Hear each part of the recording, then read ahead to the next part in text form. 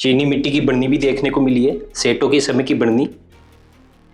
ये एक तराजू है और ये जो आपको एक बड़ा दिखाई दे रहा है जलेबी उतारने के लिए है। रसोई की छत और दीवार पूरी की पूरी काली पड़ चुकी है। ये उस समय का चूल्हा है जहाँ पर सेठों के लिए खाना बनाया जाता था, उसी समय की कढ़ाई है, लेकिन इनका जो लोहा है वो काफी मोटा मजबूत लोहा है। इसमें दीपक जलाया जाता था जब रात्रि। यह सेठों का सभा कक्ष है और इसमें यहाँ पर एक बड़ा सा शीशा भी लगा हुआ है।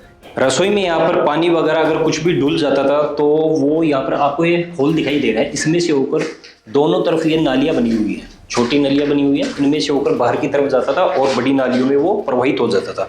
ये प्याली है उस समय की और ये बड़े बड़े थाल है, ये पीतल के थाल है भाई, काफ़ी छोटी चक्की है और इसको ऐसे चला के इसमें आटा पीसा जाता था। किस तरह के उस समय होल्डर लगाए जाते थे, इजली वो किस तरह से यहाँ पर लाते थे उसका मेरे को पता नहीं। इस तरह के। नमस्कार दोस्तों, आज हम आपको लेकर आ गए हैं एक और नए ऐतिहासिक वीडियो में। आज हम आपको दिखाने वाले हैं कोलवाल सेठों की हवेली, जो काफ़ी भव्य और बड़ी हवेली है।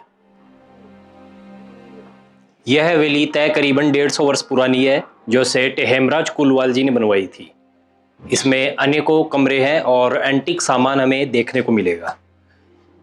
अभी हम हवेली के बाहर खड़े हैं, यह हवेली का मेन दरवाज़ा है जिससे हम प्रवेश करेंगे और काफ़ी बड़ी हवेली है।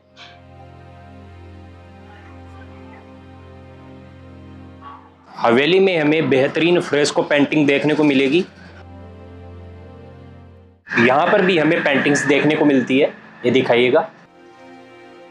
और जैसा कि हमने आपको बताया, ये हवेली सेठ हेमराज कोलवाल जी ने बनवाई थी, उनकी तस्वीर भी हम आपको दिखाते हैं। जो काले वस्त्र पहने हुए हैं, सर पर पगड़ी पहनी हुई है, श्री हेमराज जी, ये वही सेठ हैं जिन्होंने ये हवेली बनवाई। इनके अतिरिक्त यहाँ पर आनंदी लाल जी और लाडा देवी जी, नैमल जी, अनेकों सेठ हैं जो संभवतः इनके संबंधी अथवा परिवारजन होंगे। ऊपर की तरफ भी हमें भगवान विष्णु की, श्री कृष्ण की बहुत सुंदर चित्रकारी देखने को मिलती है। मुख्य दरवाजे के दोनों ओर गोखे बने हुए हैं,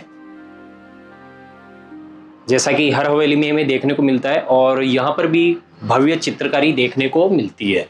इस गोखे में दिखाइएगा, ये एक माता की आकृति है जो अपने शिशु को गोद में ली हुई है।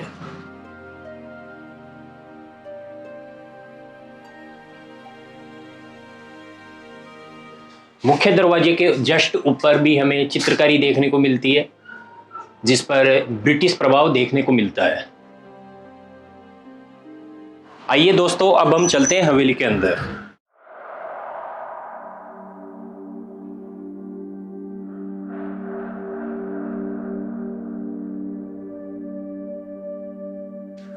यह हवेली का प्रथम तल आ चुका है और हवेली का जो मुख्य भाग है, मुख्य भाग इससे होकर हम जाएंगे, फिर आपको सब कुछ दिखाएंगे। हवेली में प्रवेश करते ही प्रथम तल के दोनों ओर बैठक कक्ष देखने को मिलते हैं। एक इधर ये स्थान बना हुआ है और इधर भी ये बैठक कक्ष बने हुए हैं। ये वही सभा कक्ष हैं जहां पर सेठ लोग बैठकर विचार विमर्श करते थे। उनके संबंधी अथवा जो भी व्यापारी लोग होते थे वो साथ में बैठकर बैठक किया करते थे, व्यापार संबंधी चर्चाएं किया करते थे। आइए पहले इधर वाला देख लेते हैं। बैठक कक्ष में यहाँ पर भी स्तंभों पर चिकनी पॉलिश की गई है और सुंदर कलाकृति की गई है। ये वही स्थान है जहां पर सेठ लोग बैठकर चर्चाएं किया करते थे, व्यापार संबंधी। ऊपर की तरफ देखने को मिलेगा आपको वही सीन जो कि लगभग हर हवेलियों में देखने को मिलता है। यह जो आपको लाल कलर किया हुआ जो ये पार्ट दिखाई दे रहा है, ये लकड़ी का पार्ट है और इसके बीच में दो कड़े लगे हुए हैं जहाँ पर पंखा लगता है। पंखा लगा होता था पहले यहाँ पर, और सेठ लोग, उनके संबंधी लोग, कोई भी हैं, व्यापारी हैं, वो बैठकर चर्चाएं करते थे। बाहर एक व्यक्ति बैठा रहता था जो इस पंखे को खींचता था और अंदर जो भी महानुभाव सेठ के साथ बैठे रहते थे वो चर्चाएं करते थे, हवा भी लगती रहती थी।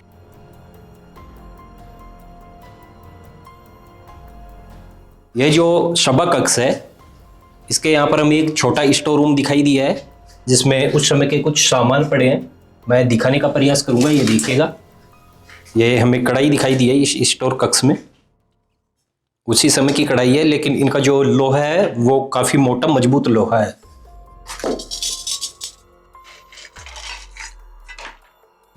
ये उसी समय के हो गए जो कि पकवान वगैरह बनाने के काम में आते हैं ये। इसके अलावा यहाँ पर और भी अन्य तरीकों का सामान पड़ा है। ये देखिएगा, ये चलनी जो भी कुछ अनाज वगैरह छाना जाता है वो है।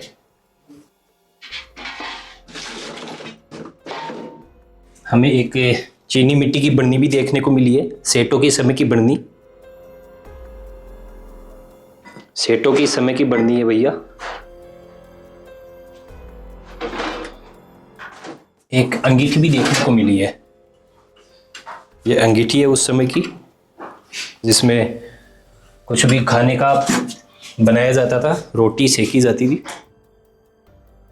इधर ये एक और कक्ष बना हुआ है, संभवतः ये भी एक स्टोर कक्ष है जो कि अभी बंद पड़ा है।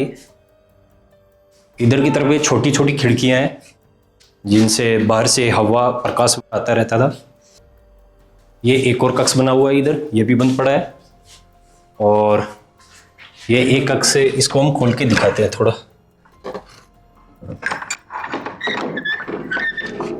ओ भाई देखिएगा दोस्तों, सेठों के समय के क्या क्या सामान पड़े इसमें। ये जो बैठने के ये आते हैं कुर्सी, जो बांस से बनाई जाती है, अभी भी बहुत से लोगों के घरों में मिल जाएगी। इनसे भरा हुआ है। इसके अलावा यहाँ पर और भी अनेकों तरह की चीजें हैं। यहाँ पर सेठों के समय के पंखे भी पड़े हैं और उधर भी दिखाइएगा वो छाता भी लगा हुआ है उस समय का। पूरा का पूरा ये भरा हुआ है। इस कक्ष को देखकर हम समझ सकते हैं कि यहाँ पर जितनी भी हवेलियां हैं उनमें लगभग हर हवेली में हमें सामान देखने को मिलेगा। और ज्यादातर हवेलियों में यहाँ पर लॉक लगे हुए हैं, बंद पड़ी हैं, तो हम आसानी से समझ सकते हैं कि उनमें क्या क्या सामान होगा और कितना ज्यादा सामान भरा होगा। बैठक कक्ष में यहाँ पर हमें माता लक्ष्मी की बहुत सुंदर चित्रकारी देखने को मिलती है। आगे भगवान गणेश जी की चित्रकारी बनाई गई है और उससे आगे विष्णु भगवान की चित्रकारी बनाई गई है।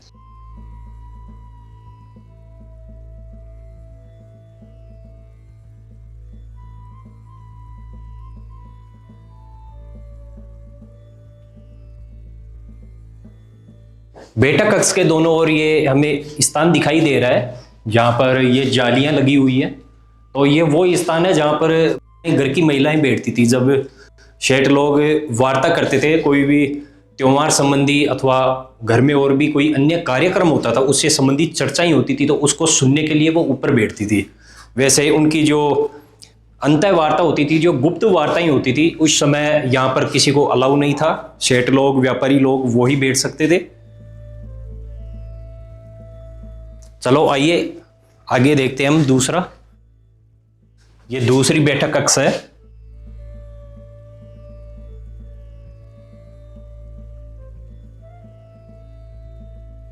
यहां पर उस समय के तख्त लगे हुए हैं जिन पर अभी फिलहाल शीशे वाले गद्दे उद्दे पड़े हैं।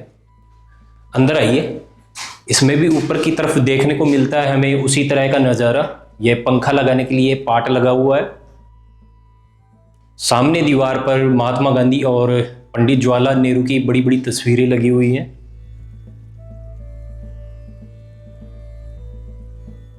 रूम में प्रकाश के लिए ये देखिएगा, वहां पर पुराने समय की जो होल्डर हैं वो लगाए गए हैं। अभी मैं थोड़ा पास से दिखाऊंगा आपको।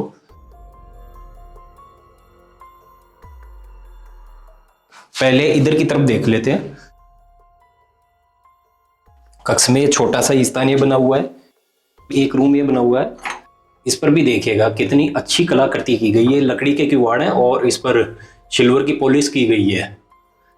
ये जो खूंटियां दिखाई दे रही हैं दोनों तरफ, ये लकड़ी की हैं, काफी बारीक नक्काशी की गई है।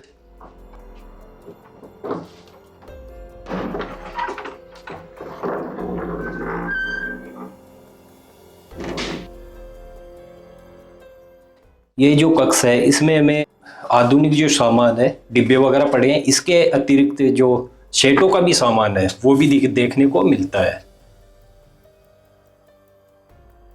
उधर की तरफ भी एक रूम देखने को मिलता है जो कि अभी लॉक किया गया है। वो रूम में प्रकाश के लिए जो होल्डर लगाए गए हैं, देखिएगा किस तरह के उस समय होल्डर लगाए जाते थे। इनमें लाइट लगाई जाती थी और बिजली वो किस तरह से यहाँ पर लाते थे उसका मेरे को पता नहीं। लाइट लगाते थे उस समय तो इस तरह से प्रकाश हो जाता था। यहाँ पर खिड़कियां हो गई जिनसे प्रकाश आता था। एक रूम ये बना हुआ है जो कि अभी लॉक पड़ा है। अभी यह सेटों का सभा कक्ष है और इसमें यहाँ पर एक बड़ा सा शीशा भी लगा हुआ है। ये एक छोटी अलमारी हो गई। आगे भी किवाड़ लगा हुआ है, संभवतः वो बाहर से खुलता है। वो एक बार ये दिखाइए, 50-60 वर्ष से पुराना हो सकता है ये। उस समय इस तरह के स्विच लगाए जाते थे बिजली के लिए। तो आइए, ये हो गया प्रथम तल जहाँ पर बैठक कक्ष हमने आपको दिखाती है। अब जो हवेली का मुख्य भाग है वो हम आपको दिखाने वाले हैं। मुख्य भाग दिखाने से पहले बाहर की तरफ हम आपको दिखाने का प्रयास करेंगे। ये थोड़ा ऊंचाई की तरफ ये कुर्सी टाइप में बनाया गया है। इसके पाए भी लगाए गए हैं। ये पत्थर का है पूरा। अच्छा, ये बैठने का नहीं है, हालांकि बैठ भी सकते थे। और इस रास्ते से होकर अंदर एक सीढ़ियां नीचे की तरफ जा रही हैं। एक बार दिखाइएगा, अंदर सीढ़ियां नीचे की तरफ जा रही हैं और किवाड़ लगा हुआ है। ये हम आपको कुछ देर बाद दिखाएंगे कि आखिर ये रास्ता जा कहाँ रहा है। उधर की तरफ भी कुछ इसी तरह का दिखाई देता है। ये किवाड़ लगा हुआ है, नीचे की तरफ सीढ़ियां जा रही है। मुख्य भाग के बाहरी दीवार पर भी हमें उसी तरह की सुंदर पेंटिंग्स देखने को मिलती है। काफी सुंदर चित्रकारी की गई है। ऊपर की तरफ भी दिखाइएगा, ये छज्जों पर बहुत सुंदर चित्रांकन किया गया है। ये बाहियां वैसी लकड़ी की बनी हुई है जो कि बर्मा से मंगाई जाती थी। लवणता अधिक होने के कारण ये कई शताब्दियों तक चलती हैं। द्वार की थली है, ये लकड़ी की है लेकिन ऊपर इसको धातु से इसको कवर किया गया है। यहाँ पर हमें एक स्थान देखने को मिलता है। ये सीढ़ियाँ जा रही हैं और ऊपर एक किवाड़ दिखाई दे रहा है जो संभवतः स्टोर कक्ष है।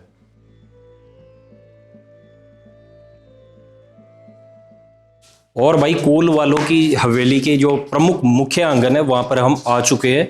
यहाँ पर हमें एक आटा चक्की देखने को मिली है। उस समय की आटा चक्की है जब शेठ लोग यहाँ पर रहते थे। महिलाएं सुबह उठकर इसमें आटा पीसती थी। ये उस समय का परिंदा हो गया। पानी के बर्तन इसमें रखे जाते थे, उसका स्थान भी बना हुआ है। परिंदे के साइड में यहाँ पर कोने में ये रूम बना हुआ है जो संभवतः सेठों का बेडरूम है। ये उस समय की रसोई है। रसोई के साइड में, जैसा कि ज़्यादातर जो भी पुरानी इमारतें देखोगे, रसोई में ये आपको ये छोटा सा ये खिड़की टाइप में दिखाई देगा। जैसा कि हमने आपको पहले भी बताया था कि जब महिलाएं रसोई में खाना बनाती थी तो जो आदमी है जो अंदर नहीं आते थे वो यहीं से खाना लेते थे, यहीं से महिलाएं उनको खाना पकड़ाती थी।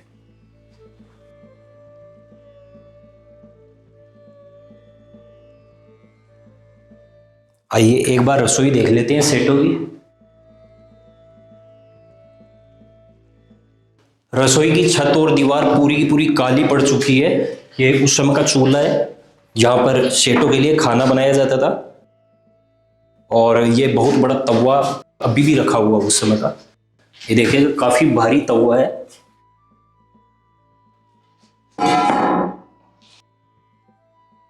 ये खिड़की हो गई दोनों तरफ जहां से प्रकाश से हवा आती थी। एक ये जो हमें पॉइंट दिखाई दिया है, इसमें संभवतः रसोई में खाना पकाने के लिए लकड़ियां वगैरह वो रखी जाती थी। रसोई में कोने में एक ये दीपदान दिखाई दिया है।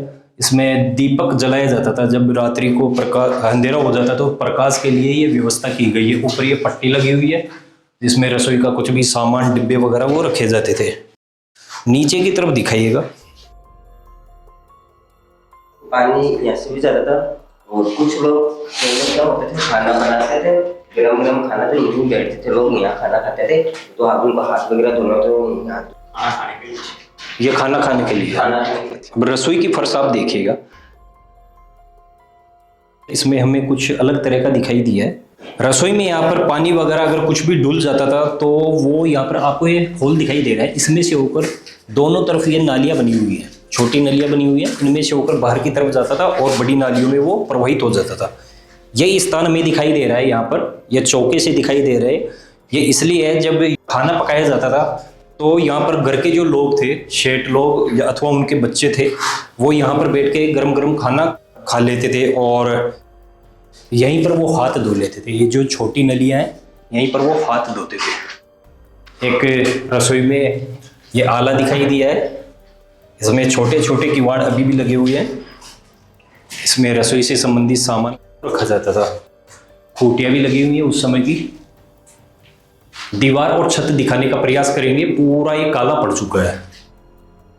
किले महलों में तो हम देखते ही हैं, और सेठों की हवेली भी महलों से कुछ कम नहीं है भाई। यहाँ पर पानी की निकास के लिए बहुत अच्छा ड्रेनेज सिस्टम देखने को मिलता है। यहाँ पर रसोई में भी हमें एक छोटा सा चेम्बर देखने को मिला है, जिसमें पानी फिल्टर होकर आगे जाता था। आगे बाहर, रसोई के जस्ट बाहर एक और चेम्बर हमें देखने को मिलता है। ड्रेनेज सिस्टम हवेलियों में किस प्रकार का है, यहाँ पर जितना भी वर्षा जल गिरता था वो यहाँ पर आकर गिरता था। यहाँ से वो ये जो चारों तरफ ये नालियाँ बनी हुई है, इनसे होकर ये एक चैम्बर बना हुआ है, एक बड़ा चैम्बर बना हुआ है। इसमें वो जो भी सारा का सारा पानी आकर बाहर चला जाता था। रसोई के साइड में एक और परिंदा आ गया है। एक परिंदा हमने पहले दिखा दिया था, और एक परिंदा ये है, ये भी उसी तरह का है। बर्तन वगैरह रखने के लिए बहुत अच्छी व्यवस्था है। बिजली की भी यहाँ पर कितनी उत्तम व्यवस्था की है सेठों ने, ये देखेगा। ये होल्डर उस समय के अभी भी लगे हुए हैं। ये जीना हो गया जो ऊपर जाने के लिए, अभी हम कुछ देर बाद आपको दिखाएंगे। ये एक और छोटा सा बरामदा आ गया,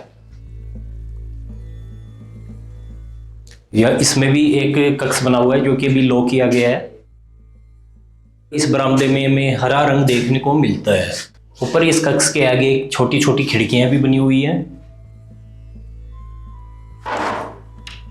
ये बंद पड़े हैं क्या है जी? बंद है।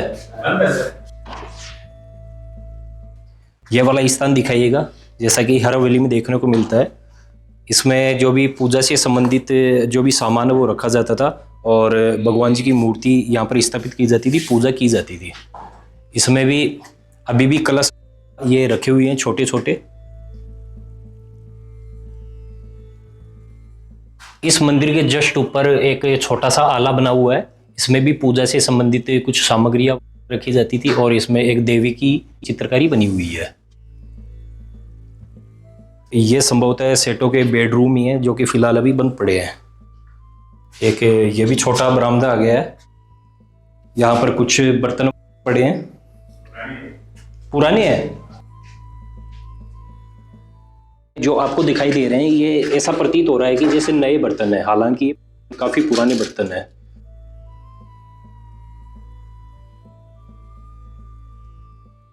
ये प्याली है उस समय की, और ये बड़े बड़े थाल है। ये पीतल के थाल है भाई, ऊपर से इन पर कुछ अलग पॉलिश की गई है। पीतल के थाल है।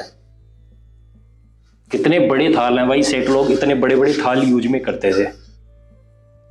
वजन भी काफी अच्छा खासा है इनमें, बहुत मजबूत बर्तन होते थे उस समय। ये सिलाई मशीन रखी है यहाँ पर, और ये दिखाइएगा, ये एक और छोटी चक्की हमें देखने को मिली है। काफी छोटी चक्की है, और इसको ऐसे चला के इसमें आटा पीसा जाता था। ये एक छोटी अलमारी बनी हुई है, और मैं दिखाता हूँ इसमें। ये देखिएगा पूरी भी खाली पड़ी है, कुछ भी नहीं है। ये एक और कक्ष आ गया, इसमें है ये। वाह, इस कक्ष की छत कुछ ज्यादा ही नीची है। इतनी नीची छत है भाई। इसमें भी खूंटियां लगी हुई हैं चारों तरफ, छोटे छोटे आले बने हुए हैं। इधर की तरफ ये छोटी खिड़की बनी हुई है, इसको खोलते ही प्रकाश आ जाएगा। इस तरह की खिड़की है। इधर एक और दरवाजा दिखाई दिया है और ये सेठों के समय का टॉयलेट है। टॉयलेट उस समय का एक बार दिखाइएगा।